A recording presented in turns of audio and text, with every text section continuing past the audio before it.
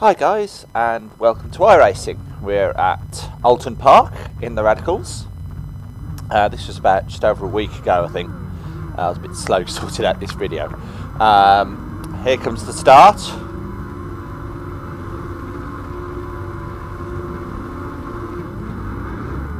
Good start from me, slow from the car ahead of me. Lightning start from the car behind me, but unfortunately he's just carrying too much speed straight into the black of the blue and red car. That really wasn't good driving at all. I'm not complaining, regained the place. Now we're running the full chicanes version, which I was very opposed to, and unfortunately we're going to see shortly that the reason there's two reasons I was against it. The first is the fact that I didn't think it would improve the racing. The second, almost guaranteed accident black spot. So, yeah, you're not improving the racing and you're putting an accident black spot in. Just makes no sense. Especially as the Knickerbrook is an overtaking spot if you're brave. The chicanes really aren't. And here we go.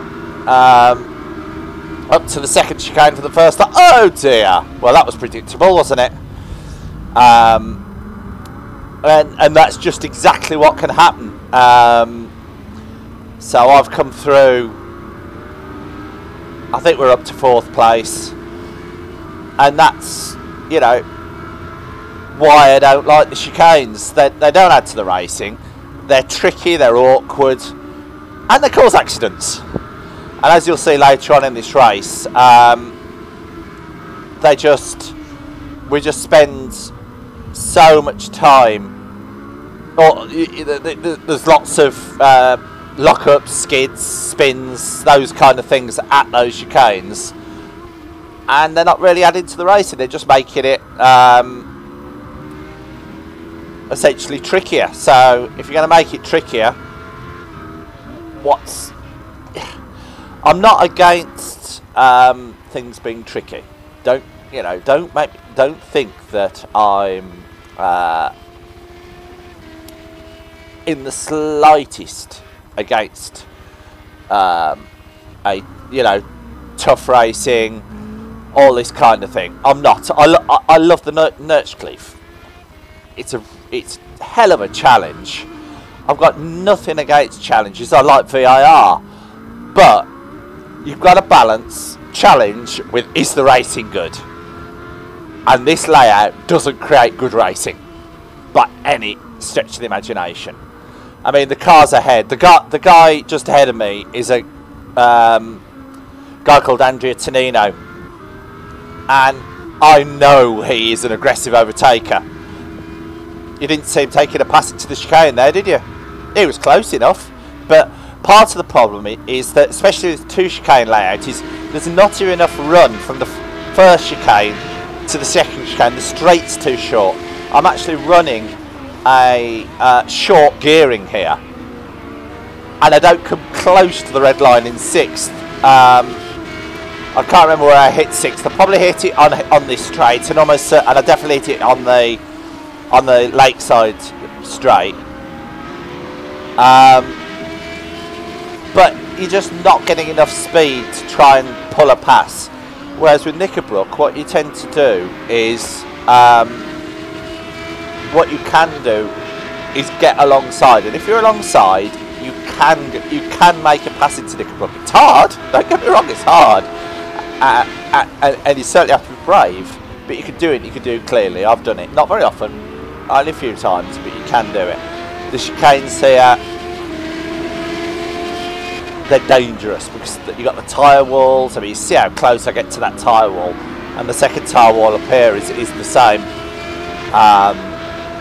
So you've got this tyre wall here, which makes it very awkward to try, and there's no extra space on the inside, which sometimes you might need to steal a bit to pull a pass. We are currently in 5th. I've got Tonino ahead of me. We've got Robert Jakubowski in the lead, with Simon Mitchell 2 in 2nd. And then third is Mick Carr. Not sure what's happened to Ian Naddin.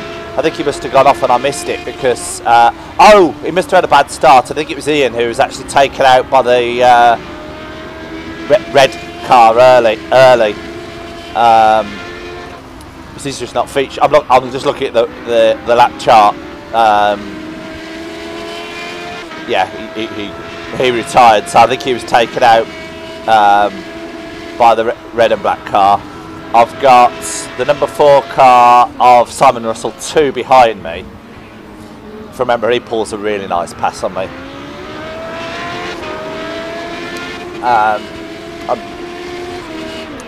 I find these chicanes awkward, I'm not going to lie. So I was probably a bit further off the pace here than I would be on the full layout. But it's not that's why I'm against them, it's do they add to the racing. You can see lockups there. And, you know, clearly people are struggling into that chicane. Someone spun on the exit and Knickebrook under power. You can crash at Knickebrook on the full circuit, but you don't tend to like that. That would have been just... The Radical is a tricky beast from low speed settings. So it's very easy to make a beast. Here he comes. That's fair. That's a good pass. Nice pass there, Simon. So that's us down to 6th. It's a 13 car field. I do try my luck here. Why not, you know. And he did well there, you know. It was a respectful, you know. I'll have a look at your inside, at the outside, and see whether you can, you know, he might outbrake himself, but he didn't. He took it really well. So that's respectful driving. So yeah, we've got Robert in the lead. Second and third are still Simon and Mick, and Mick is, I think, pretty much all over the back of Simon. We've got the number 9 car of Andrew Tonino, then Simon, who just seen make that pass. Behind me now is the number 10 of Peter Wells.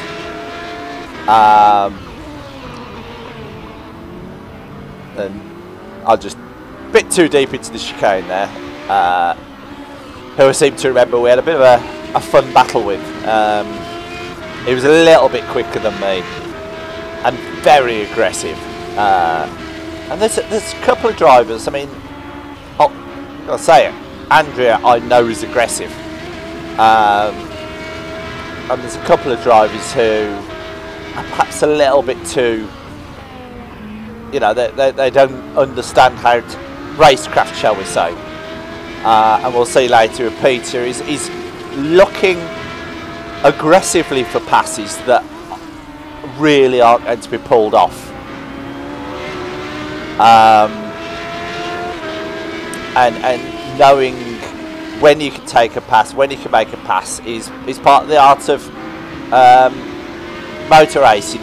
You know, I didn't defend from Simon because I didn't actually think he'd make the pass, and he pulled off a really, really good pass. You know, he made it sticky. You know, the sort of rules of making an out-braking manoeuvre especially are, can he make the apex? Can he keep it tight in case the other guy's going two abreast? I just realised I'd missed the braking for the corner, so it was safer just to cut the chicane. And what I've done here is I'll have got a corner warning, but I've got the time to get to this chicane and then give the time back in the chicane, which is just a safer place to do it, and I do that quite easily, in fact. But you can often do that if you've got a few seconds to give back the time. So if you can take the following straight normally and then give it back in under a braking, it's safer for everyone. It also improves the chance you would actually lose any places, but that's just a side, you know, benefit of it. But I definitely did give the time back. I'm not going to mess with the cameras in this race. We're just going to sit with me in chase mode. So you'll get to see the cars just behind me, how far they are and things like that. So it's definitely the right mode for this. By the way, happy Christmas everyone. Recording this on the Sunday after Christmas, and it'll go almost as soon as I finish this race. I'll be editing it. I hope you all had a great Christmas. I had a pretty good Christmas. Work gave us a nice Christmas present in that they've given us access legally to the entire Adobe Creative Cloud suite for home use. So I'll be using that. I'll be using Adobe Premiere to edit this video, which will be the first time I've ever done that. Up to now I've been using Windows Movie Maker. So it's going to be interesting to see how that goes on. For this video it'll be fairly straightforward. Just dump the output from Fraps, which I use for the video capture, into Premiere, and then add the commentary that we're recording at the moment into that. So it's quieting down a little bit. Simon's pulling away, unsurprisingly. He's quicker than me and better than the slow corners. Peter behind me, it's a little bit quicker, but I think it was only about a few tenths of a lap, and when you're that close it's a good race.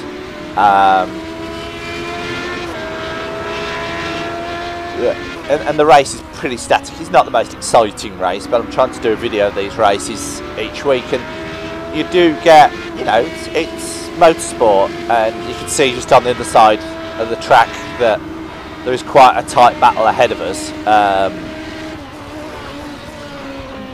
So, you know, there is some excitement.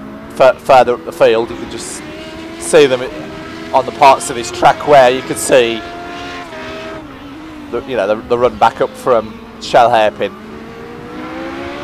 But yeah, so using Premiere, that'll be interesting to see how the editing comes out. I could probably look at doing 1080p videos as well, because I was with Windows Movie Maker. It's good, but it's not. It's built for simplicity. And the easiest way of doing the videos, or the best one I found, was to use the what they call the Windows Mobile 720i or 720p, I can't remember which mode, which seems to create decent enough videos. They're a size that Windows Movie Maker seems to struggle if the videos get too big. And I found the original videos, or the longer videos, especially things like the races, which are half an hour long easy, were started to struggle a bit to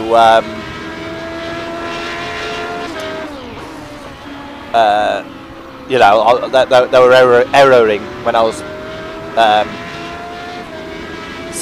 exporting them. So I found that 720 actually exported okay, and 720 and 1080 you can see the difference. But now that's a lapped car, and I don't think he expected me to make the pass. But as soon as he realised, he let me through. In a normal situation, that would have been definitely considered a bit of a dive bomb. But when you lap in traffic, there's an art to lapping traffic, and part of that art is actually being a little bit aggressive. Not dangerously so. I got the chance to pass him, so I did. And I think initially he didn't realise I was going to go through there. And as soon as he realised I was coming through, he let me through. Which is good driving. So the number one rule of being lapped is you've got to make the move, then the other person helps you with the move. So there, I made the move. As soon as I made the move, he says, "Oh, she's coming through. Right, I'll give her room, and I'm through." Had I expected him to give me the space, then before making the move, then I might have, another driver might have accused him of blocking, because he'd have taken the corner normally. No, it's not blocking. You weren't making the move to actually make the pass, and that's what a lot of people don't understand. Not sure how many laps in we are. We're 15 minutes into the video, so we've got about 10 minutes to go. The lap time's about 1.5. So we're about, well, we're 3/5 of the way through.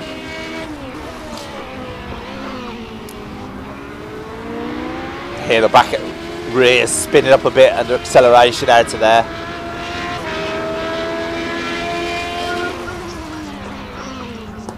And that's, and you also see how quickly you get to that second chicane. You come out that first one, you start accelerating, car's just coming up. Oh dear, I've got a brake again. And you just seem to be on the brakes so much. I just find it frustrating. We're at Phillip Island this week, and that's a completely different track. It's a very pure racetrack. And I do enjoy Phillip Island. I'm not very good at it. Well, I say not very good at it. I was a bit probably closer to the front than I normally am in terms of pace. But it's, you know, I like racetracks in their original form, because usually their original form is their best form. Watkins Glen's another one. You put the chicane in and it doesn't do anything to the track. It's an accident black spot. And it actually genuinely kills an overtaking spot, because running into the loop is absolutely an overtaking spot. I've overtaken cars and battled cars into the loop so many times, and it's just incredible fun. If you look at my video from last season, I had so much fun into that corner.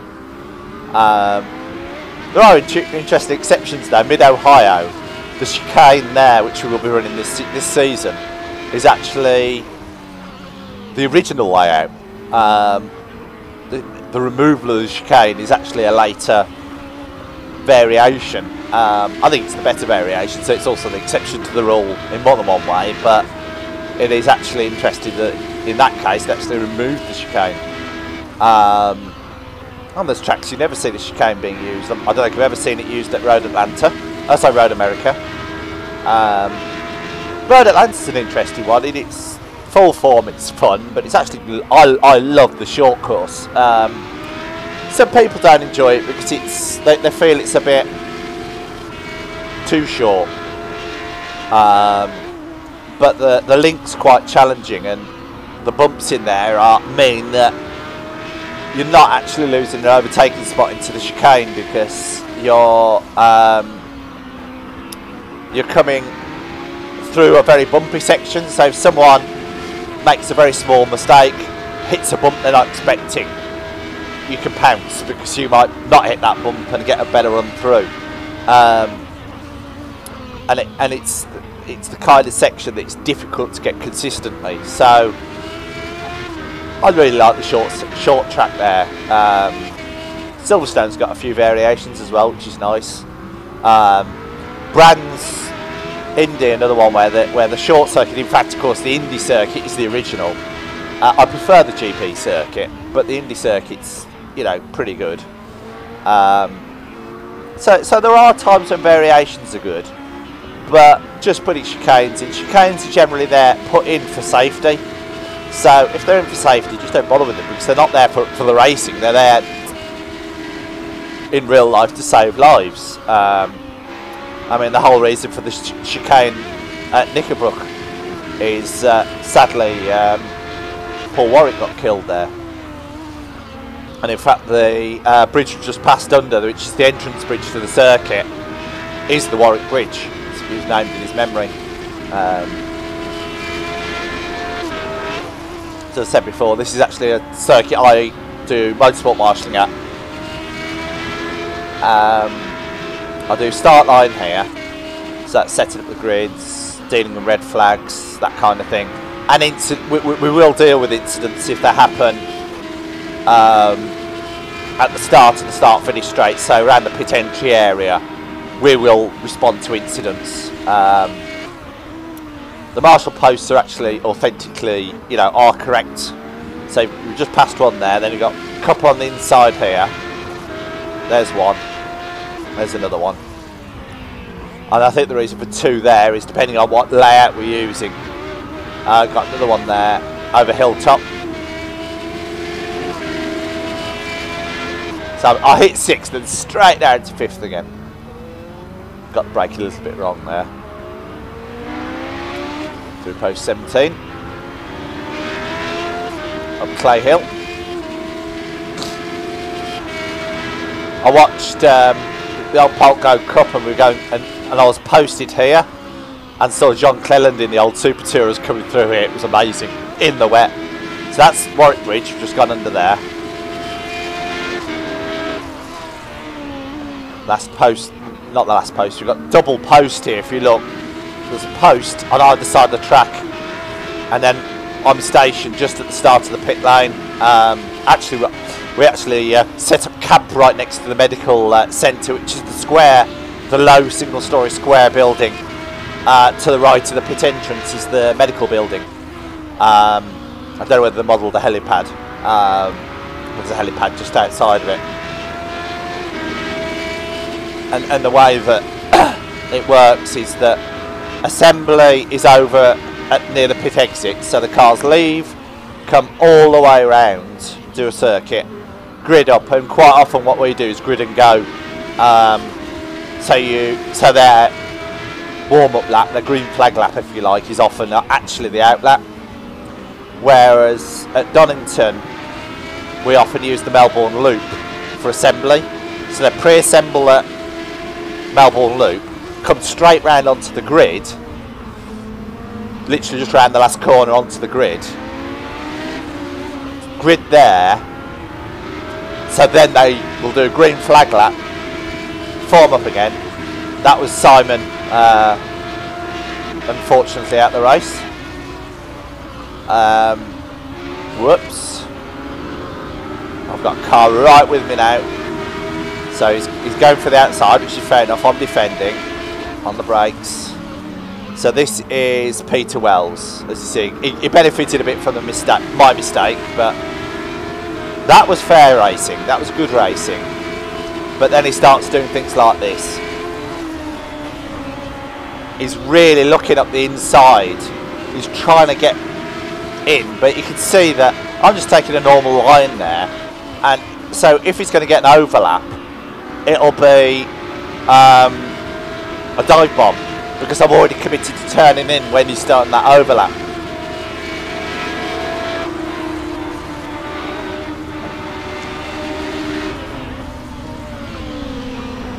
And I don't mind admitting he was scaring the absolute bejesus out of me. But this is interesting because it shows how, you know, it's how to deal with this kind of thing. I mean, he's obviously quicker through that chicane than me, which is fair enough, it happens. But even though he's quicker through that chicane, he's not able to get a run out because a run on me, because it's so tight that you can't make that a little bit of extra speed work, because it's single line through that chicane, so you can't start to get an overlap on the car ahead. I was just taking that corner the same as every lap. He was a little bit quicker, unable to get a run on me. And that's a problem with the design of the circuit, not with me or Peter. And I think you'll find he'll take another look into turn 1 again here, exactly the same as before. There you go. It just I was just scared he was going to take me out, but I've got to turn in. I've got to take the corner normally. I think I probably took a slightly defensive line through there, so he's having another look. Now I don't know if this might be where he actually makes his mistake. He's going for a pass here, and he says, "Oh, I had half a cut."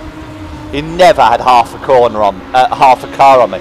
There was an artificial, brief half car overlap, but actually at the point where we turned in, there was no overlap because he's taking the corner tighter.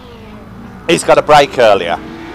I'm just lifting the throttle, but I was actually trying to give him a bit of room because I knew he was there, but through there it's really hard to give room. But more importantly, what's the next corner? It's a left-hander. You know, you got a left-hander next corner. You're not going to get. Sorry, it's a right-hander, shell hairpin.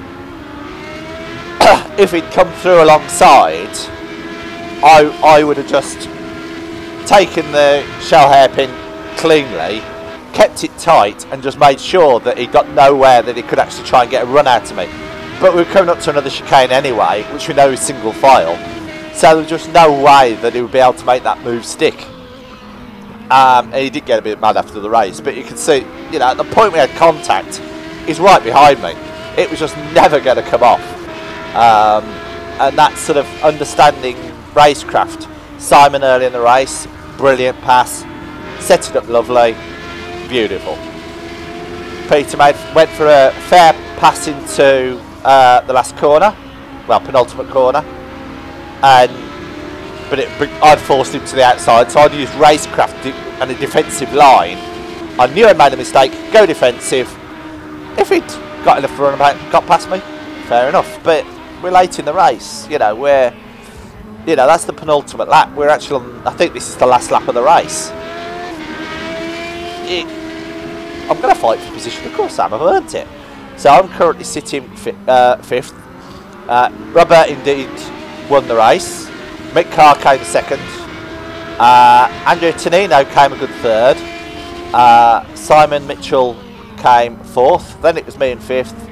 6th was Duarte Perez, who had a quiet race.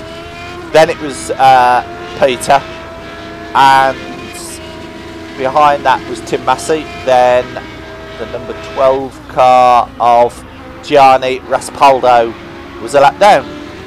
So it was quite, you know, it was an interesting race. There's a few, you know, I think the interesting thing about it is the fact there's talking points in that race, which you don't always get. And I hope you found it interesting. I hope you found the video interesting. And I will catch you at Phillip Island, which has got yet more talking points, because I've already know which race that's going to be, and I've already run it. Anyway, speak to you soon. Ta-ra.